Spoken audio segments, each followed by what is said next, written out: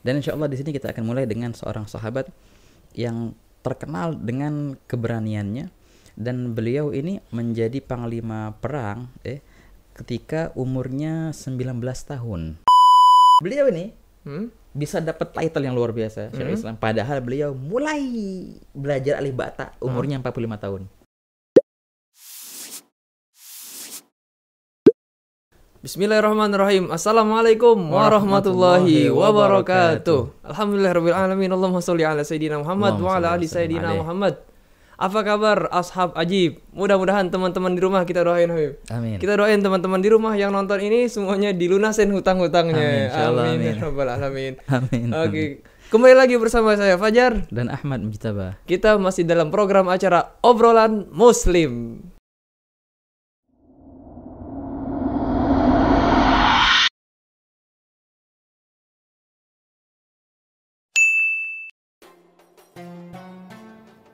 Setelah beberapa video dari sebelumnya, kita obrolan muslim, ngobrol bareng teman-teman podcast pojokan. Kita bahas tentang seputar majelis, kita juga bahas seputar mitos-mitos puasa dan bagaimana diet dalam Islam.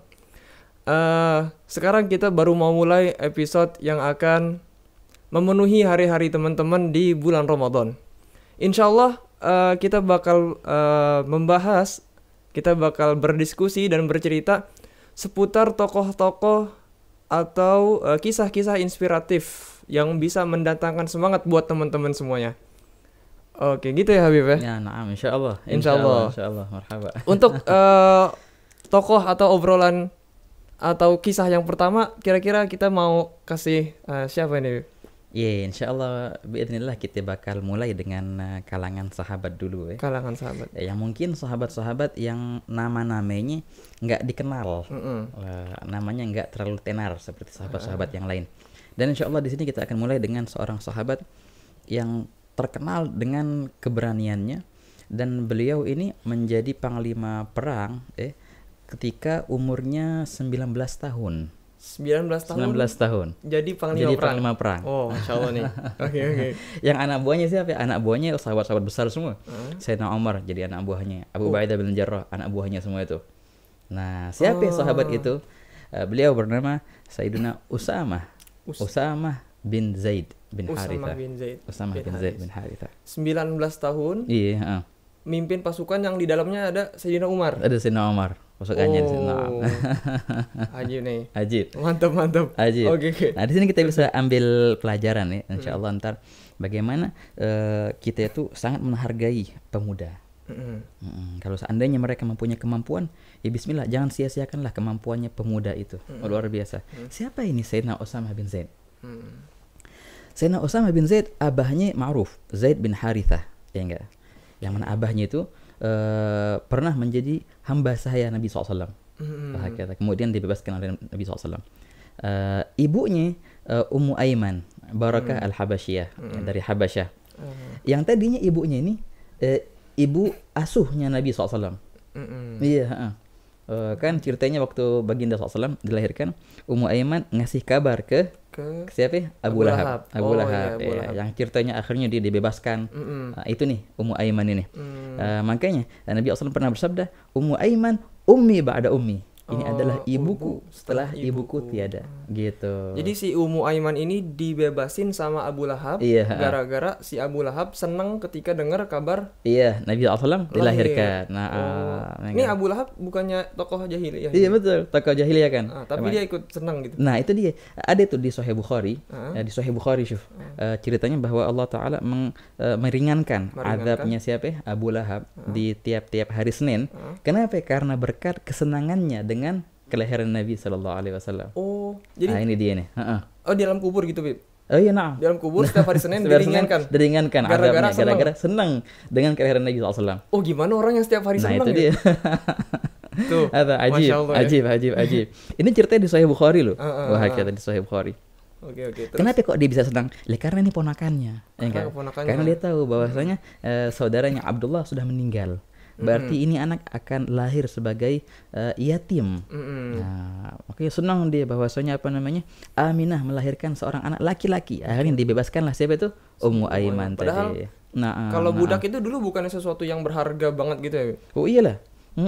Apa namanya, suatu harta yang dimilikin apa namanya, yang sangat-sangat mahal ya. Makanya kalau orang mau membebaskan budak itu mikir-mikir dulu dia. Wah, walaupun luar biasa pahalanya sih, naam. Berarti itu suatu yang besar banget yang dikeluarin sama si Abu Lahab. Oh iya, naam, tabaan. Itu berkat dia apa namanya, senang dengan kelahiran Nabi sallallahu alaihi wasallam. Oke, terus tadi. Nah, oke. Tapi tadi Ummu Aiman nih. Nah, Ummu Aiman ini adalah ibunya dari siapa? Usamah ini. Jadi ceritanya Zaid bin Haritha nikah sama Ummu Aiman. Lahirlah seorang anak, Usamah namanya. Nah, Zaid bin Haritha abahnya tuh, itu kan sahabat julukin hibbu Rasulillah, orang yang dicintai oleh Nabi SAW. Lahirlah anak ini. Ini anak lebih mengarah ke ibunya, kan ibunya orang Ethiopia, Habasyah. Maksudnya fisiknya gitu. Fisiknya, betul. Fisiknya lebih mengarah ke ibunya. Jadi jauh banget sama abahnya. Sampai-sampai orang bingung, ini beneran anaknya. Kalau si Z-nya orang asli Madinah. Iya, orang Arab asli. Orang Arab asli, ganteng putih katanya gitu. Oh, iya. Ini anaknya jauh, kata ini beneran anaknya Z ini. Sempat ada ini kan. Tapi akhirnya Nabi SAW yang langsung apa namanya? Membuktikan bahwasanya ini Usamah adalah anaknya Zaid bin Haritha. Yang taban ma'ruf, abahnya ini Zaid bin Haritha. Ini apa namanya, di antara sahabat yang punya keutamaan, enggak ada di sahabat yang lain. Apa keutamaannya? Namanya ada di Al-Qur'an. Satu-satunya sahabat yang namanya ada di Al-Qur'an. Bahkan Amirul Mukminin Khalifah tuh enggak ada namanya. Ada enggak di Quran namanya Umar atau Abu Bakar Siddiq atau Ali? Enggak ada sama sekali. Tapi ada namanya Zaid. Walamma qada Zaidun minha wa tara. Ada Zaidun. Jadi pas kita apa namanya, ngucapin namanya dapat pahala gitu. Karena juga baca Quran. Oke. Apalagi di bulan Ramadan. Iya, Masya Allah. Terus. Nah, itulah Zaid bin Haritha tadi. Lahirlah anak ini, Usamah. Dan Nabi SAW sangat sayang sama anak ini. Sampai-sampai pernah Nabi SAW mangku cucunya Sayyidina Hasan. Nah, sebelah kanan. Dan Usamah ini kan seumuran tuh. Seumuran nih. Berarti Hasan, kecil iya, makanya bocah. Oke, terus Usama di pangku sebelah kirinya. Dan Nabi SAW bilang, Allahumma inni uhibbuhuma fa ahibbahuma, ya Allah, sungguhnya aku mencintai dua anak ini, maka ya Allah cintailah mereka berdua. Nah, makanya dijulukinlah si Usama ini, apa julukannya? Hibbu Rasulillah wa banu hibbi Rasulillah. Orang yang dicintai Rasulullah dan dia adalah anak dari orang yang dicintai Rasulullah. Nah, itu. Ajib. Usama bin Zaid. Wah, hakana. Nah, ceritanya gimana? Ada Usama bin Zaid. Ketika Nabi SAW sebelum wafat menunjuknya untuk memimpin pasukan mengarah ke mana? Ke Mu'tah. Mu'tah waktu itu dikuasai oleh Romawi. Oke.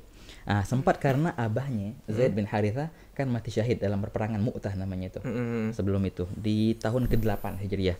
Nah, diutuslah Usama bin Zaid ini ke tempat yang dahulu abahnya mati syahid di situ. Naam. Hadza Nabi SAW sebelum meninggal, sebelum wafat, Nabi SAW tunjuk, Usamah, engkau sebagai panglima perang di sini. Siapa prajuritmu? Banyak sahabat, di antaranya Sayyidina Umar, Abu Ubaidah bin Jarrah, dan banyak kubar sahabat. Itu yang umurnya tadi? Umur tadi 19 tahun. Nah, ketika waktu itu beliau umurnya 19 tahun. Ditunjuklah beliau. Dan sebelum ini rombongan pergi ke Madinah, pergi dari Madinah ke mana? Ke Mu'tah. Nabi SAW wafat. Dan berpulang ke rahmatullah. Nah, akhirnya Sayyidina Abu Bakar Siddiq naik sebagai khalifah.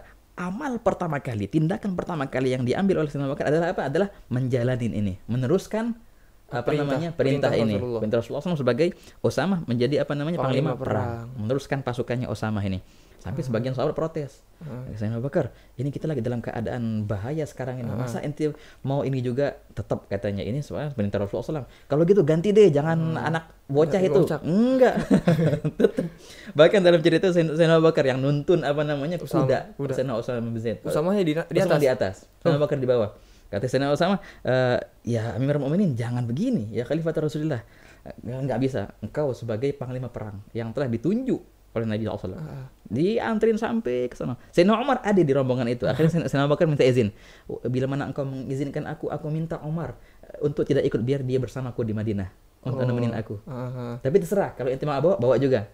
Segitunya syuh. Padahal ini khalifah ya minta izin sama panglima perang. Yang umurnya baru 19 tahun tadi. Itu padahal setelah Rasulullah wafat, ketika Rasulullah sebelum wafat, khalifah itu ditunjuk sama Rasulullah masih? Oh enggak. Nah, ini pembahasan yang panjang di di Babul Aqidah.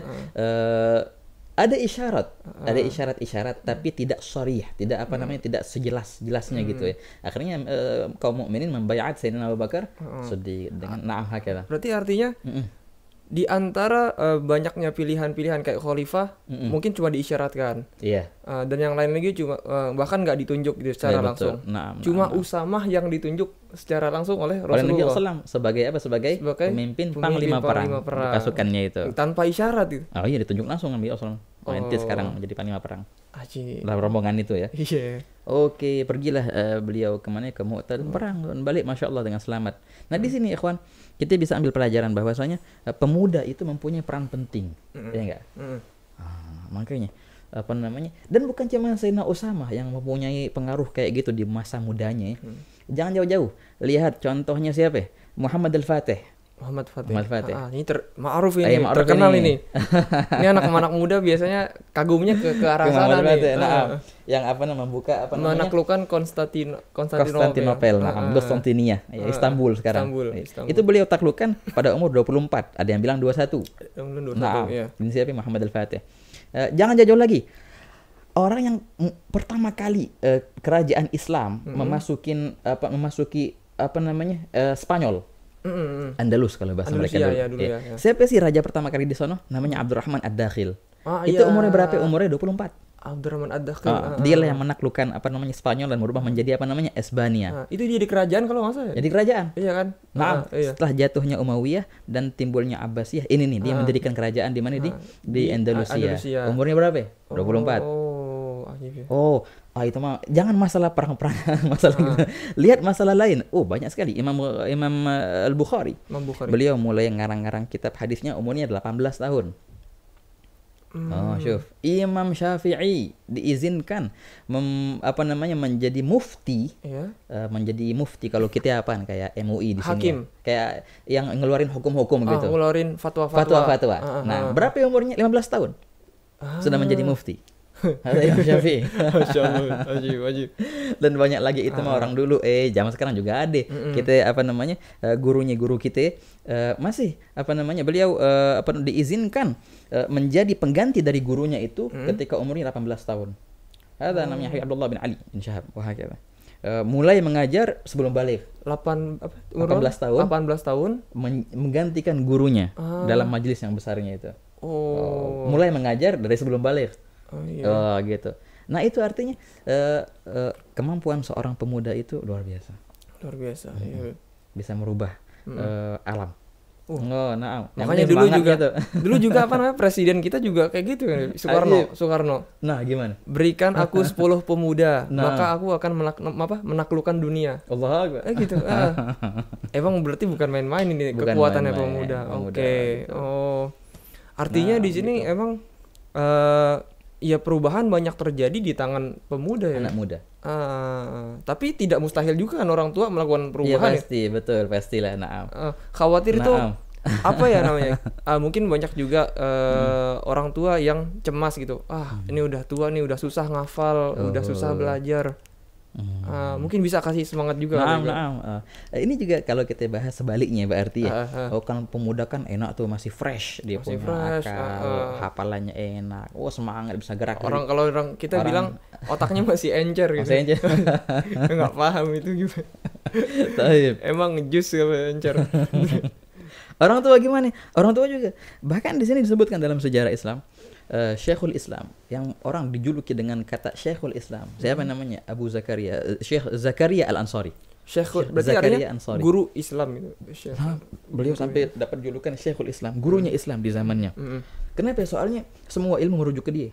Hampir semua ilmu. Ente mau baca ilmu tafsir, sanadnya ke dia. Baca ilmu fikih, sanadnya ke dia. Baca ilmu hadis, sanadnya ke dia. Musalsal awaliyah dan lainnya. Abu Zakaria Ansari. Termasuk Imam Bukhari itu. Semua. Nah makanya kalau kita ngambil sanad ke Bukhari biasanya lewat jalur dia tuh. Sanad musalsal bil awaliyah lewat jalur dia juga. Syekhul Islam Zakaria Al-Ansari di Mesir dia. Di Mesir. Beliau ini bisa dapat title yang luar biasa Syekhul Islam, padahal beliau mulai belajar alif bata umurnya 45 tahun. 45 tahun baru belajar tuh alif bata. Tapi luar biasa memang jadi Syekhul Islam di akhir umur. Artinya emang enggak apa namanya? Iya, yang namanya perubahan dan juga apa sih namanya? Kemampuan untuk bisa nggak bisa ya bukan tergantung umur Bukan berarti di sini ya, tergantung Beb. umur, betul, tergantung semangat. Tergantung semangat. Begitu. Tapi kalau anak muda punya semangat itu juga Oh, lebih keren luar banget. biasa. Begitu jadi, bener ya? Begitu. Ya sok tahu aja gitu simpulin. Masya Allah, Oke. Masya Allah, Masya Allah. Gimana, Masya Allah, cukup nih, Beb, buat ya, kali ya, ini? marhaba, marhaba. Ya, ya. Wah, alhamdulillahirabbil alamin. Apa namanya? Berarti kita bisa simpulin berarti. Anak muda ini mereka yang masih punya tenaga, masih punya waktu, masih punya umur, itu kalau dimanfaatin dengan bagus luar biasa Luar biasa hasilnya. banget, Tapi luar orang biasa tua juga tidak menutup kemungkinan bisa melakukan perubahan. Iya, Begitu ya, Beb? betul. Salah, Oke, salah. masya Allah, masya Allah. Alhamdulillahirabbil alamin. Untuk apa namanya? Mungkin untuk yang kisah pertama itu kita cukupin sampai sini. Mudah-mudahan doa kita hari ini, bulan-bulan hari-hari ya, di Ramadan kita dipenuhi dengan keberkahan. Amin, Dan amin, diselamatkan amin, kita, ya Allah. diselamatkan kita untuk bisa menjumpai di Ramadan yang akan datang. Amin, amin. Oke, cukup sekian, kita pamit undur diri. Wassalamualaikum warahmatullahi wabarakatuh. Waalaikumsalam.